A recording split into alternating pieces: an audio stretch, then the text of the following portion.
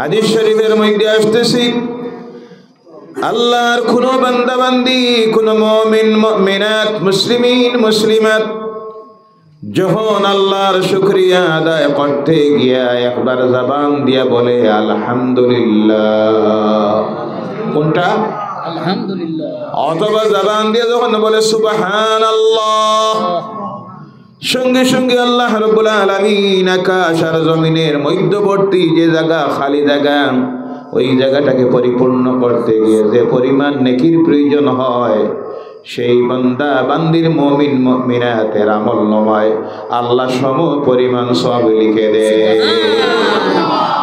সুবহানাল্লাহ সুবহানাল্লাহ আলহামদুলিল্লাহ।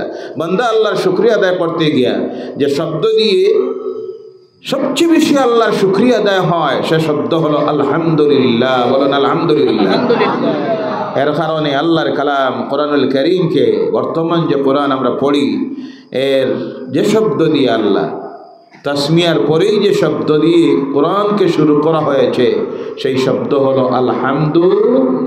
জোরে বলেন আলহামদুলিল্লাহ। যে সূরার নাম হলো সূরা আল ফাতিহা। কোন সূরা? ফাতিহা। সূরা আল ফাতিহা যার আরম্ভ হয়েছে আলহামদুলিল্লাহি রাব্বিল আলামিন দিয়ে বলেন আল্লাহু আকবার। এজন্য সুবহানাল্লাহ আলহামদুলিল্লাহ যখন বলবো আসতে হইবে না জোরে? জোরে। মনে প্রাণে না দেখা দেখি? মনে প্রাণে। মনে প্রাণে আল্লাহর শুকরিয়া আদায় করবেন। ভাইয়ারা আমার, বলতেছিলাম অনেকে বলে ঘরে বসে তো ওয়াজ দেখা যায় শোনা যায়, সব লাইভ অনুষ্ঠান চলতেছে, অনেক সময় লাইভ অনুষ্ঠান চলে তো ঘরে ঘরে বসে দেখে আর কই মসজিদে যাওয়ার দরকার নাই, মাহফিলে যাওয়ার দরকার নাই। এই মাহফিলে যতক্ষণ বসে আছেন আল্লাহর রহমতের সুশীতল ছায়ায় বলে সুবহানাল্লাহ।